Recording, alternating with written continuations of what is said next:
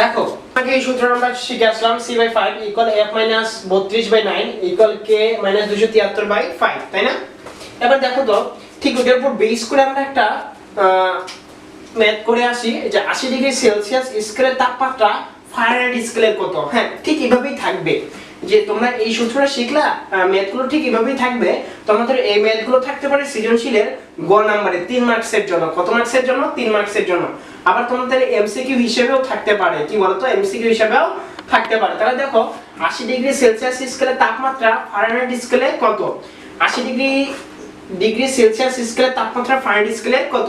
এই ধরনের ম্যাথগুলো যখন আসবে তখন তোমাদেরকে দেখতে হবে এই সূত্রের সাথে কার সম্পর্ক মিলে, এই সূত্রের সাথে কার সম্পর্ক মিলে। এখানে বলছে সেলসিয়াস, তার মানে সেলসিয়াস আছে। এখানে বলছে ফারেনহাইট স্কেল, তার মানে কি আছে বলতো, ফারেনহাইট আছে। তার মানে সেলসিয়াস আর ফারেনহাইটের সাথে সম্পর্ক মিলে গেছে। তাহলে তুমি কি করবা বলতো, c/5 আর f - 232/9 এই দুটোকে নিয়ে চলে আসবা।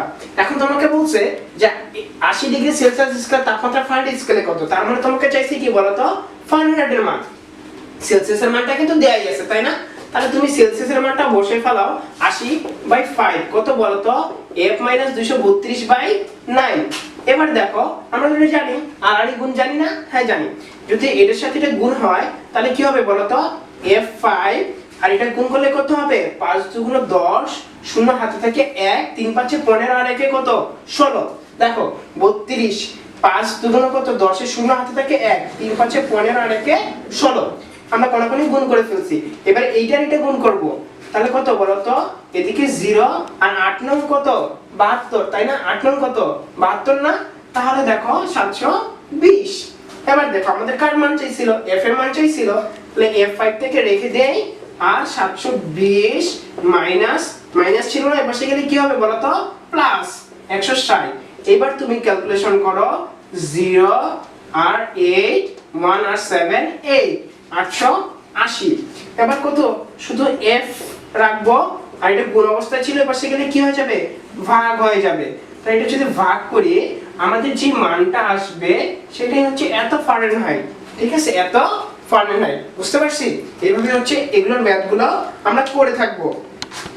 এবার দেখো এই যে পাশে আমি আরেকটা দিয়েছি যে 80 ডিগ্রি সেলসিয়াস স্কেলের তাপমাত্রার পার্থক্য ফারেনহাইট স্কেলের পার্থক্য কত। হ্যাঁ, এটা একটু তোমরা করে ফেলো, এটা একটু তোমরা করে ফেলো।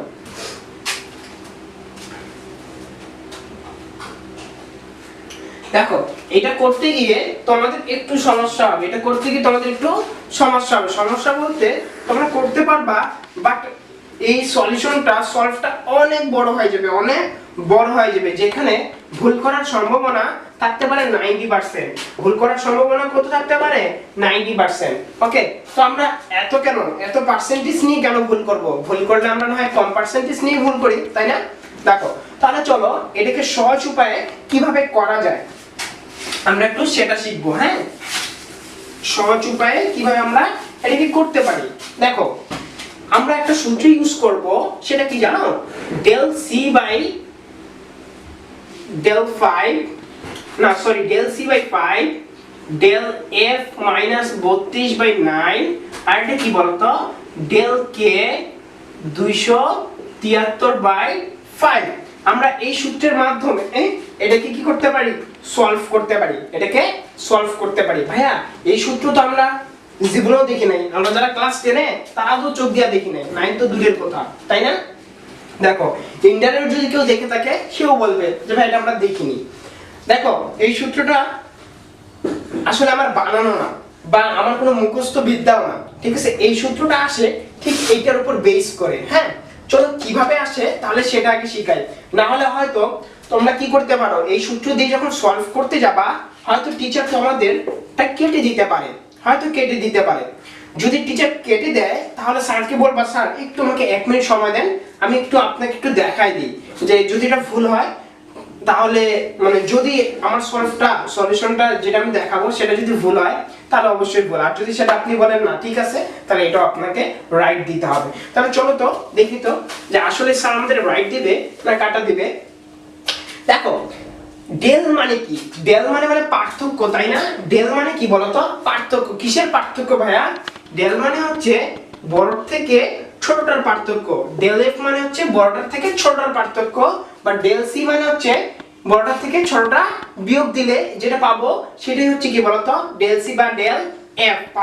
ডেল মানে কিন্তু পার্থক্য, একটার সাথে একটা পার্থক্য আমরা কখন করি বলতো, যখন আমরা বিয়োগ করে দিই, তাই না? তখন তো আমরা পার্থক্যটা বুঝি। তাহলে দেখো তো ডেল এফ মানে আমি কি লিখতে পারি, f2 f1, শুধু একটু জেনে রাখো।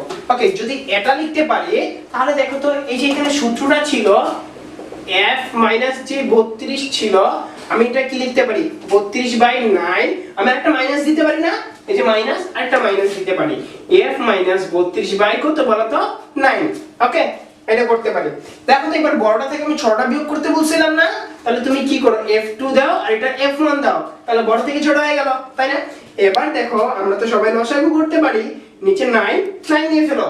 এবার দেখো তো এটা কি হবে, f2 মাইনাস 32 মাইনাস থেকে গেল f1, এই মাইনাস আর এই মাইনাস মিলে কি হবে প্লাস কত বলো তো 32। এবার দেখো তো মাইনাস 32 প্লাস 32 কি ভ্যানিশ হয়? হ্যাঁ অবশ্যই ভ্যানিশ হয়। তাহলে থাকি কি ভাইয়া f2 মাইনাস f1 আর নিচে কত বলো তো 9। এইবার দেখো তো f2 আর f1 আমি কি লিখতে পারি ভাইয়া, ডেল f লিখতে পারি না? অবশ্যই, তাহলে ডেল f বাই 9। এবার দেখো তো সরি এই যে এখানে হবে ডেল f, এইটা হবে ডেল f বাই 5।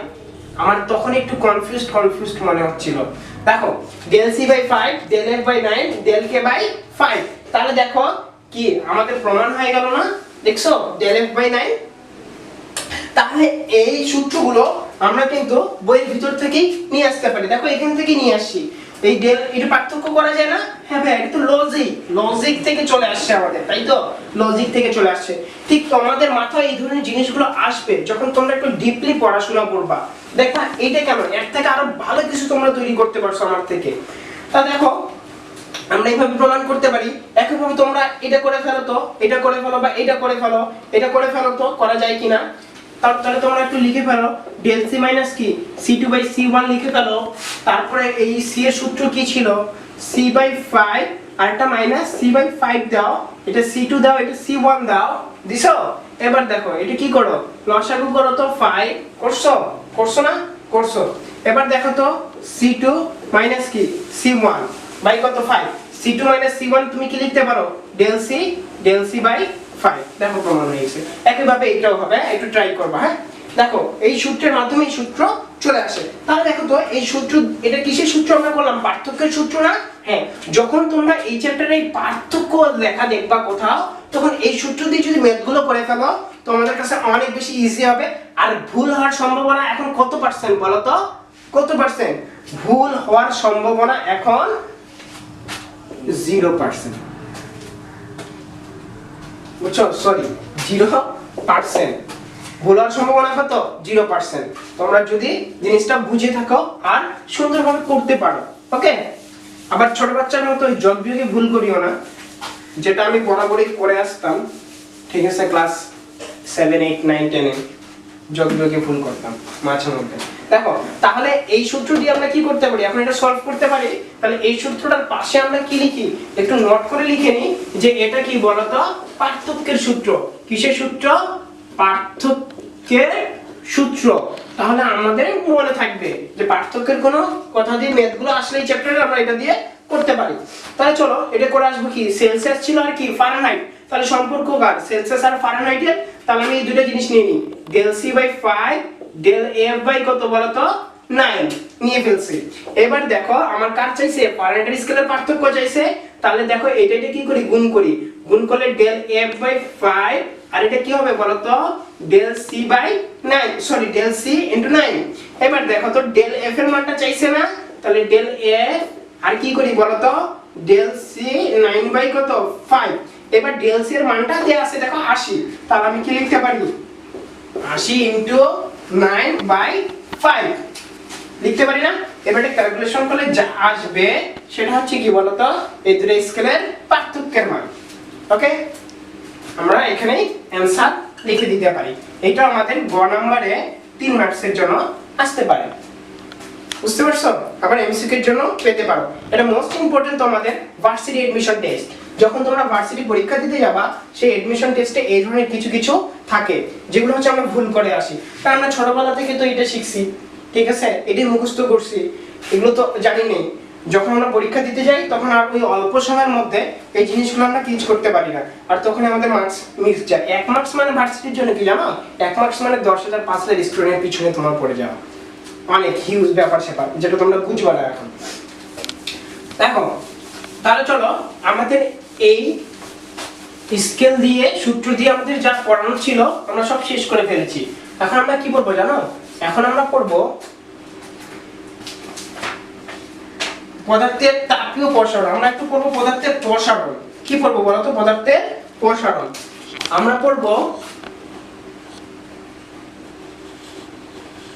পদার্থের প্রসারণ।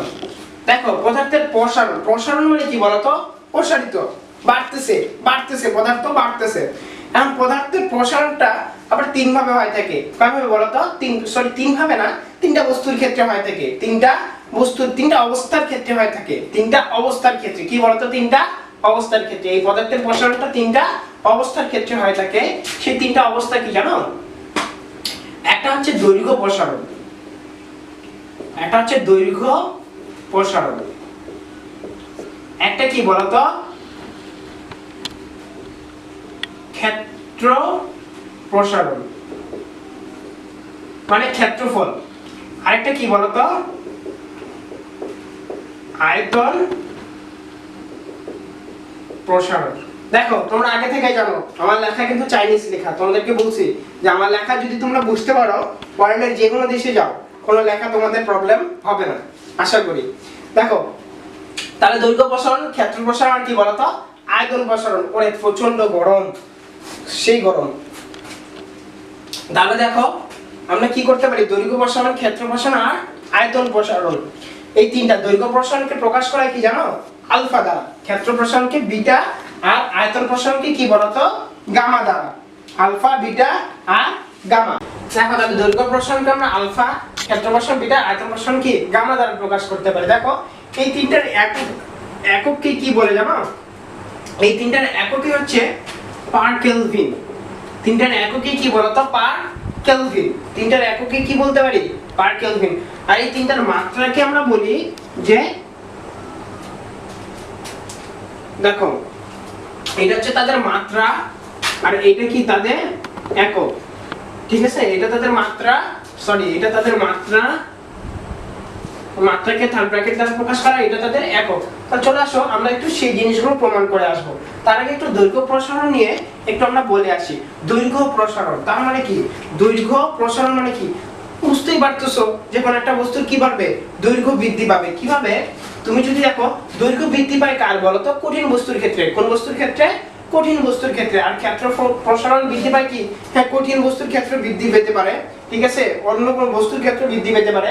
আয়তন প্রসারণ শুধু কার হবে, তরলের ক্ষেত্রে। শুধু কার হয় বলতো, তরলের ক্ষেত্রে। তাহলে চলে আসো আমরা একটু দৈর্ঘ্য প্রসারণ কিভাবে হয়। মনে করো তুমি এটা একটা কি নিছো, লোহা নিছো, ঠিক আছে, একটা লোহা, লোহাটাকে কি করছো বলতো, তুমি কি করছো, এটাকে উত্তপ্ত করছো। হ্যাঁ না আমি আঁকাইতে পারি না, তারপর চেষ্টা করতেছি।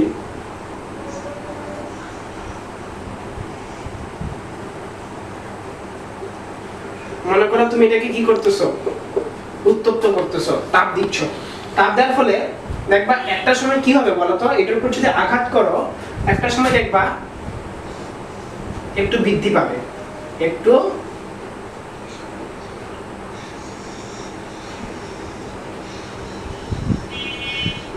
একটু বৃদ্ধি পাবে, বৃদ্ধি পাবে না। দেখো এখানে চিকন করার মানে কি জানো, এই প্রথম অবস্থায় এরকম ছিল, যখন এটাকে তুমি আঘাত করবা তখন এই যে পুরা পুরা লোহাটাই তোমার ঠিক এই ধরনের চিকন হয়, লম্বা হবে, বুঝতে পারছো। তাহলে দেখো এটা কি এল নট বলতে পারি, আর আমরা কি বলতে পারি বলতো, এল বলতে পারি। তার মানে আদি অবস্থায় তোমার এই ধরনের ছিল, আর পরের অবস্থায় তোমার কি এতটুকু হইছে, আর এখানে তুমি কি দিছো বলতো, থিটা, তাপমাত্রা দিছো, তাপ দিছো না, তাপ দিছো। দেখো তাপমাত্রা পরিবর্তনের ফলে প্রথম অবস্থায় ছিল তাপ, এরকম তাপ দেওয়ার ফলে তাপমাত্রা কি পরিবর্তন হয়েছে, তুমি নিচেরটাকে কি বলতে পারো, ডেল থিটা বলতে পারো। আর উপরে দেখো কি হইছে, ওটার তাপমাত্রা পরিবর্তন হয়ে গেছে, তাহলে ওটাকে তুমি কি বলতে পারো, ডেল এল বলতে পারো। ঠিক তাহলে দৈর্ঘ্য প্রসারণের সূত্রটা হয় আমাদের আলফা হয় এরকম, alpha equal del L equal কি বলতো L1 ডেল থিটা, ঠিক আছে, L1 del theta, del L L1 del theta. তার মানে ডেল এল আদিক থেকে পরের দৈর্ঘ্য বিয়োগ করলে যেটুকু পাওয়া যাবে সেটা ডেল এল আর L1 ডেল থিটা। তার মানে প্রথম যে বস্তুটা আছে সেটার ক্ষেত্রে তাপমাত্রা এই পার্থক্যটা। তাহলে দেখো alpha equal del L by L1 del theta. একইভাবে কি হবে বলতো বিটার ক্ষেত্রেও একইভাবে হবে। বিটাকে সরি আলফাকে আগে বলে দিই, এটাকে দৈর্ঘ্য প্রসারণকে L দ্বারা আর ক্ষেত্র প্রসারণকে কি বলতো A দ্বারা আর আয়তন প্রসারণকে V দ্বারা বলবো আমরা। ওকে, তাহলে দেখো বিটা ইকুয়াল আমি কি লিখতে পারি AL sorry del A M1 del theta. আর আয়তন প্রসারণের ক্ষেত্রে গামা ইকুয়াল আমরা কি লিখতে পারি বলতো del V V1 del theta. বলতে পারি না? বলতে পারো। তাহলে এই তিনটা হচ্ছে আমাদের সূত্র, এই চ্যাপ্টারের মোস্ট ইম্পর্টেন্ট সূত্র, এই চ্যাপ্টারের মোস্ট ইম্পর্টেন্ট সূত্র। এই চ্যাপ্টার থেকে যদি সৃজনশীল হয়ে থাকে তাহলে এই সূত্রগুলোর উপর দিয়ে সৃজনশীল হয়। সৃজনশীলটা কেমন করে হবে, কোন টাইপের হবে আমি একটু বলি তোমাদেরকে, সেটা দেখাই দেব। তার আগে চলো আমরা এককটা প্রমাণ করে আসি। কি বলতো এককটাকে প্রমাণ করে আসি। তাহলে দেখো এটার ক্ষেত্রে আমরা একটু নিই alpha equal del L L1 del theta. এখন বলো তো এই L মানে কি? L মানে কি বলো তো দৈর্ঘ্য না? দৈর্ঘ্যকে তুমি কি বলতে পারো মিটার। আরে L1 মানে কি দৈর্ঘ্য, এটা তুমি কি বলতে পারো ভাইয়া মিটার। ডেল থিটা তাপমাত্রাকে তুমি কি বলতে পারো কেলভিন। তাপমাত্রাকে কি দ্বারা প্রকাশ করা হয় কেলভিন। ওকে, তাহলে দেখো তাপমাত্রার একক কিন্তু কেলভিন, সরি তাপমাত্রাকে প্রকাশ করা যায় অনেক ভাবে, ওই যে সেলসিয়াস দেখলা, ফারেনহাইট দেখলা, কেলভিন দেখলা, কিন্তু এককটা মূলত কেলভিন। ওকে, তাহলে দেখো তো এই মিটার কেটে দিতে পারি না, নিচে কে শুধু কেলভিন পড়ে থাকে। আর কেলভিন যদি গুণ অবস্থায় চলে যায় তাহলে দেখো তো পার কেলভিন হবে না, দেখো এই যে পার কেলভিন। ওকে, তাহলে চলে আসো এবার একটু বিটাটা প্রমাণ করে আসি। তাহলে বিটার ক্ষেত্রে বিটাটা প্রমাণ করে আসি। বিটাটা যদি আমি প্রমাণ করি বিটা ইকুয়াল কি বলতো এখানে দিই, হ্যাঁ এখানে দিই। বিটা কি এ মানে ক্ষেত্রফল মানে কি দৈর্ঘ্য ইনটু প্রস্থ, দৈর্ঘ্য ইনটু প্রস্থ মানে ক্ষেত্রফল হয়। তাহলে দৈর্ঘ্য ইনটু যদি প্রস্থ আমি করি তাহলে দেখো তো দৈর্ঘ্য ইনটু প্রস্থ বাই কি বলতো A1, আবার কি দৈর্ঘ্য ইনটু প্রস্থ, আবার আমি কি লিখতে পারি দৈর্ঘ্য ইনটু প্রস্থ ইনটু কি বলতো ডেল থিটা। তাহলে দেখো তো দৈর্ঘ্য ইনটু প্রস্থ মানে কি দৈর্ঘ্য মিটার, এটাও মিটার মিটার মিটার। তাহলে আমি এখানে কি লিখতে পারি বলতো metre square into del theta. Del theta মানে কি কেলভিন, তাহলে আমি কি লিখতে পারি কেলভিন তাপমাত্রা একক। তাহলে মিটার স্কয়ার কেটে গেল, এটা নিচে আবার এটাকে যদি গুণ করে দিই দেখো পার কেলভিন। ওকে, এবার দেখো তাহলে দেখো পার কেলভিন। এবার গামার ক্ষেত্রে সেম, আয়তন মানে কি দৈর্ঘ্য ইনটু প্রস্থ গুণ উচ্চতা, নিচে দৈর্ঘ্য ইনটু প্রস্থ গুণ উচ্চতা, এটা কেটে দিবা এটা কেটে দিবা, নিচে কে তাপমাত্রা পার কেলভিন। বুঝতে পারছো যে এককটা সেম। ওকে, আর তাদের মাত্রা আমি বলছি মাত্রা প্রকাশ করা হয় তাদের নাম দিয়ে। এগুলো পুরোটা কি তাপমাত্রা ছিল না, এই যে টি হচ্ছে তাপমাত্রা, ঠিক আছে। দেখো এটা হচ্ছে তাদের মাত্রা। ওকে, তাহলে আমাদের সূত্রটা মোটামুটি শেষ, সূত্রগুলি মোটামুটি শেষ। হ্যাঁ ভাই আপনি তো দৈর্ঘ্য প্রসারণটা বুঝাই দিলেন। ক্ষেত্র প্রসারণ বলতে কি এটা দৈর্ঘ্য ইনটু প্রস্থ, তার মানে দৈর্ঘ্য বরাবর যেরকম পরিবর্তন হবে তার প্রস্থ বরাবরও সেই ধরনের পরিবর্তন হবে। আয়তন প্রসারণের ক্ষেত্রে কি দৈর্ঘ্য ইনটু প্রস্থ গুণ উচ্চতা, তার মানে তার দৈর্ঘ্য প্রস্থ উচ্চতা তিনটারই কি হবে বলতো পরিবর্তন হবে। বুঝতে পারছো? তাহলে আয়তনটা হবে তরলের ক্ষেত্রে, এটা কি হবে কঠিন বস্তুর ক্ষেত্রে হতে পারে, আর তরলের ক্ষেত্রেও হতে পারে, ঠিক আছে। তরলের ক্ষেত্রে হয় না, তরলের ক্ষেত্রে দৈর্ঘ্য প্রস্থ উচ্চতাই হয়, এটা কঠিন বস্তুর ক্ষেত্রে, আর এটা তো অবশ্যই কঠিন বস্তুর ক্ষেত্রে। বুঝতে পারছো? তাহলে চলো হ্যাঁ এই সূত্রগুলো জেনে আমাদের কি হবে, বা এই সূত্রগুলো যে আমাদের পরীক্ষায় কিভাবে সৃজনশীল গুলো থাকতে পারে আমরা একটু সেটা শিখে আসবো।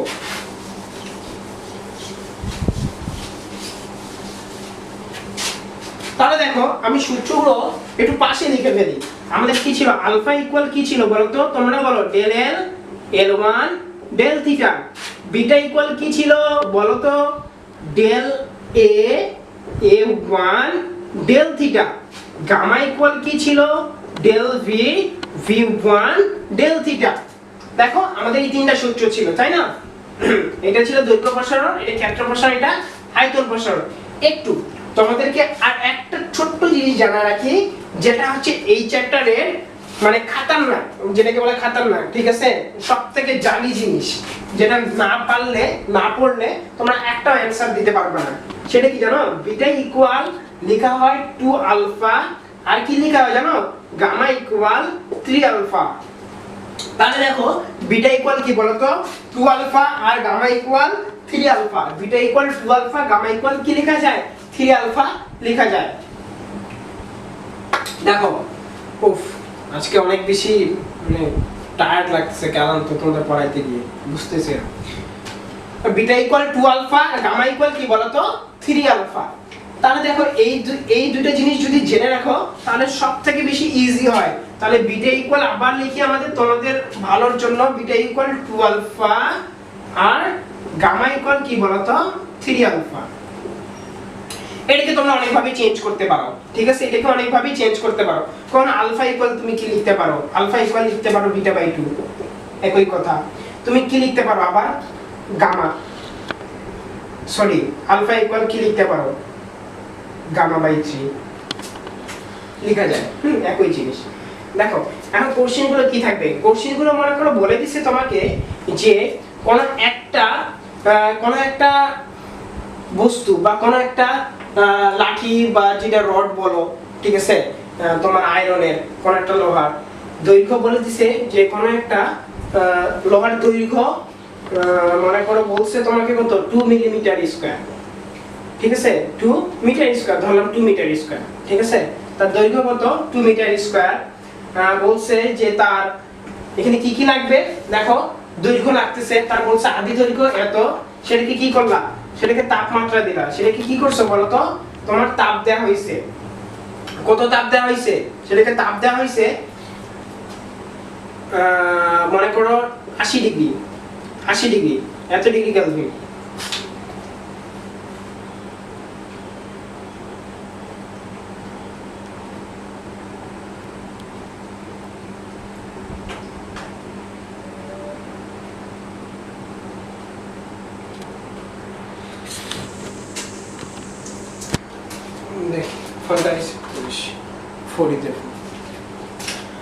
দেখো তাহলে এটা কত? 2 মিটার স্কয়ার, তার ক্ষেত্রফল, তার আদি ক্ষেত্রফল 2 মিটার স্কয়ার। তাপমাত্রা দেওয়া হয়েছে এত, তাপমাত্রা দেওয়ার ফলে বস্তুর পরিবর্তন হয়েছে কত জানো?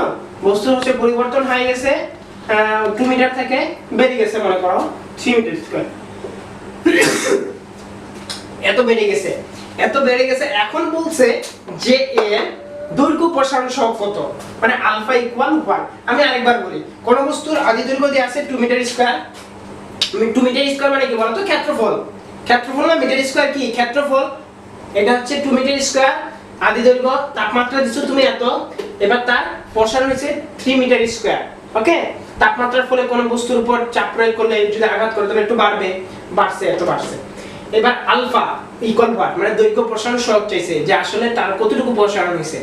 এখন দেখো একটু লক্ষ্য করো তো, এখানে যে মানগুলো দেয়া আছে এটা কার মান দেয়া আছে বলো তো? a1, আর এটা কার মান দেয়া আছে? a2। তার মানে এই দুটো মিলে তুমি বলতে পারো ডেল এর মান তোমার দেয়া আছে, আর এখানে তোমার কি ডেল থিটার মান দেয়া আছে। ধরো সাপোজ থিটার মান দেয়া আছে, আদি অবস্থা একটা তাপমাত্রায় ছিল, পরে এত দেওয়া হয়েছে, মনে করো ডেল থিটা। এখন দেখো তোমার চাইছে কি আলফা, আর তুমি কি জানো সূত্র আলফা থেকে? আলফা ইকুয়াল তুমি কি জানো বলো তো? Del L L1 del theta. তাহলে তোমার তখন কোশ্চেন থেকে মাথা যাবে ঘুরে যে কি ব্যাপার, এখানে আছে A1, এখানে আছে মানে ডেল এ পাইছি, ডেল থিটা পাইছি, আমি এল কোথা থেকে পাবো? আমি ভাইয়া এল কোথা থেকে পাবো? তার মানে কোশ্চেনটা অনেক পেঁচায় টেচায় আসে, এইটা অ্যানসার আমি করব না। এই তো না, অবশ্যই তোমাকে অ্যানসারটা করতে হবে। দেখো কিভাবে, তোমার এ দিয়ে দেয়া আছে না সবকিছু, হ্যাঁ তুমি এ দিয়ে সবকিছু করো। তার মানে এ কার মান? এ হচ্ছে ক্ষেত্র প্রসারণ, বিটা দেয়া আছে, তার মানে এখানে সব তোমার তথ্য দেয়া আছে বিটা, কিন্তু তোমার চাইছে হচ্ছে আলফা। ওকে, তোমার চাইছে কি আলফা। আমাদের তথ্য দেয়া আছে একরকম, তোমাকে বলছে আরেক রকম, মানে কি ঠিক তেমন তোমাকে বলছে আপেল নিয়ে আসবা, পেয়ারা নিয়ে আসবা, তুমি হচ্ছে জিলাপি নিয়ে আসবা, এগুলো নিয়ে আসবা, তুমি সেই জিনিস না নিয়ে আসছো, অন্য কিছু নিয়ে আসছো, তাই না? বিপরীত। ঠিক তোমার তথ্য দেয়া হয়েছে একরকম, তোমার কাছে চাইছে আরেক রকম। তোমাকে দেওয়া হয়েছে সবকিছু, দেখো উপরে ক্ষেত্র প্রসারণের তথ্য দেওয়া হয়েছে, আর তোমার কাছে চাইছে কি দৈর্ঘ্য প্রসারণ সহগে। তাহলে তোমার মাথা তো অবশ্যই ঘুরবে না, মাথা ঘুরাবা না। তুমি করবা কি, তোমার ক্ষেত্র প্রসারণ বলছে তো তুমি ক্ষেত্র প্রসারণ দিয়ে কাজ করো না কেন? তুমি বিটার মান দেয়া আছে সব, তুমি বিটা দিয়ে করো। ডেল এ দেয়া আছে, a1 দেয়া আছে, ডেল থিটা দেয়া আছে। তুমি এখান থেকে কার মান পাবা ভাইয়া? বিটার মান পাবা না? মনে করো তুমি বিটার মান পাইছো এটা, ওকে, বিটার মান পাইছো। এবার দেখো তো এখানে বিটার সাথে কার সম্পর্ক আছে, এই যে সম্পর্কটা দেখো, বিটা ইকুয়াল টু আলফা। তাহলে তুমি এই সম্পর্কটা একটু লিখে ফেলো, বিটা ইকুয়াল কি বলো তো, টু আলফা। এবার তোমার চাইছিল কি দৈর্ঘ্য প্রসারণ সব চাইছিল না প্রশ্নে। এবার তুমি কি করো, এই যে টু আলফাটাকে এই পাশে নিয়ে এসে বিটাটাকে পার করে দাও, আলফা ইকুয়াল কি beta by two, beta by two. এই যে বিটার মান পাইছিল না, সেই মানটা এখানে বসায় 2 দ্বারা ভাগ করে দাও, যেটা আসবে সেটাই তোমার দেখো এই আলফার মান। তার মানে দৈর্ঘ্য প্রসারণ সব তুমি পেয়ে গেছো। হ্যাঁ, তাহলে দেখো এই সূত্রগুলো তোমাদেরকে অবশ্যই মাথায় রাখতে হবে, কারণ তথ্য দেয়া থাকবে এ, তোমার কাছে কোশ্চেন চাবে আরে। বুঝতে পারছি? হ্যাঁ, অবশ্যই এগুলো অবশ্যই যখন আমরা সরাসরি পিডিএফ সায়েন্স এসে ক্লাস করব বা ভাইয়াদের সামনে ক্লাস করব, তখন আরো বেশি কি হবে বলো তো, বিষয়গুলো ক্লিয়ার হবে। ওকে, জাস্ট এতটুকু মাথায় রেখে সৃজনশীলগুলো একটু দেখার ট্রাই করবা, ইনশাআল্লাহ হয়ে যাবে। শুধু এই যে একই ভাবে আমি যে প্রসেস বললাম একই ভাবে সবগুলোর ক্ষেত্রেই হবে। আবার দেখো তোমার কাছে কি চাইছে বলো তো, এই সম্পর্কটা একটু দেখো, এখানে কি আছে, আলফা আর গামা, আলফা গামা। তোমাকে কি বলছে, ঠিক গামা, তোমাকে এখানে সব গামার দিছে। মনে করো এত মিটার কিউব, ঠিক আছে, এখানে তাপমাত্রা দিছে এত মিটার কিউব। মিটার কিউব মানে কি, দৈর্ঘ্য প্রস্থ উচ্চতা তিনটা আছে, তার মানে আয়তন। তার মানে এখানে কি দিছে বলো তো, v1 দিছে, তার মানে এখানে কি দিছে v2 দেয়া। তার মানে তুমি এটাকে কি বলতে পারো, টোটাল ডেল ভি বলতে পারো, এটা ডেল থিটা। তার মানে তোমাকে আয়তন প্রসারণ সহগ দিছে, তোমাকে আবার দৈর্ঘ্য প্রসারণ সহগ নির্ণয় করতে বলছে। তাহলে তুমি কি করবা বলো তো, জাস্ট এখানে চেঞ্জ করে দাও। তুমি তো জানো গামা ইকুয়াল কি বলো তো, del V v1 del theta. তাহলে দেখো এখান থেকে তুমি কার মান, ঠিক এইটার মান বের করো, গামার মান বের করো। আর এখানে সম্পর্ক কি বলো তো, এই যে দেখো গামা ইকুয়াল কি 3 আলফা। তাহলে তোমার গামার মান দেয়া ছিল, তুমি আবার চেঞ্জ করে দাও, ঠিক আছে, আবার চেঞ্জ করে দাও 3 আলফা, কারণ তোমার কাছে আলফার মান চাইছি দৈর্ঘ্য প্রসারণ সহগ কত প্রশ্নে। তাহলে দেখো এবার আলফাটাকে রেখে গামা বাই 3 করে দাও, তাহলে গামার মানটা এখান থেকে পেয়েছো, সেই মানটা 3 দ্বারা ভাগ করে দাও, দৈর্ঘ্য প্রসারণ সহগ পেয়ে যাবে। হ্যাঁ, ঠিক কোশ্চেনগুলো এইভাবেই পেঁচানো আসবে। ওকে, আজকে তোমাদেরকে ঠিক এই অবস্থানে ছেড়ে দিচ্ছি, এখানে শেষ করছি, ঠিক আছে। এরপরে আরেকটু টপিকস বাকি আছে এই চ্যাপ্টারে, সেটা অবশ্যই আমরা নেক্সট দিনে করব। ওকে, আল্লাহ হাফেজ, ভালো থাকো।